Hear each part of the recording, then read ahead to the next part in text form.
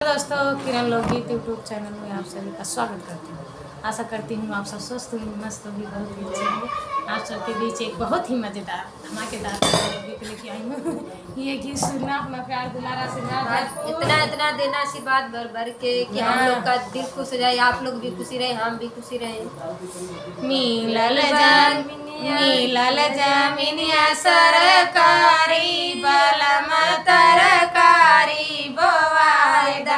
मिलल जामिनिया सरकारी बलम तरकारी बोवायदा। हे हो बलम तरकारी बोवायदा। हे हो बलम तरकारी बोवायदा। मिलल जामिनिया सरकारी बलम तरकारी बोवायदा।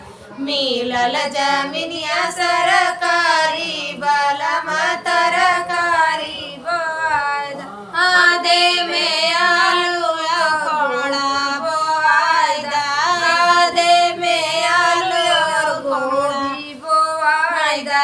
आधे में रखब पलिहारी बलम तरकारी बोवायदा। आधे में आलू या गोभी बोवायदा।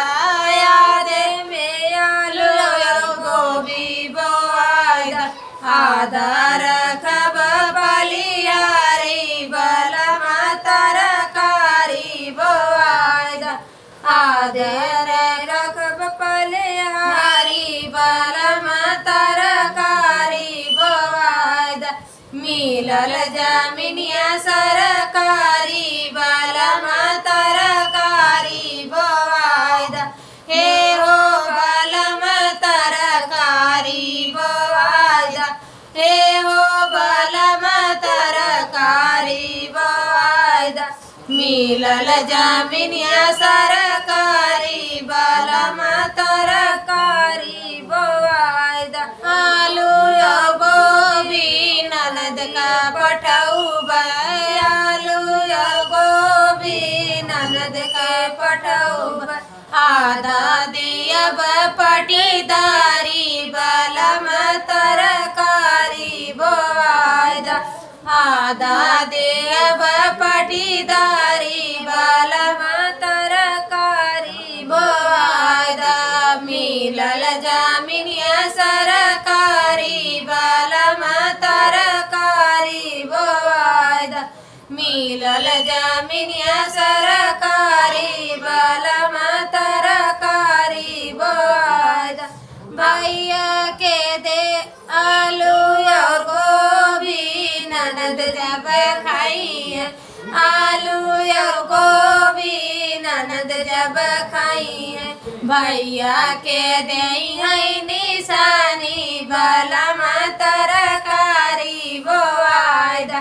भैया के दे निशानी बलम तरकारी बोवायदा।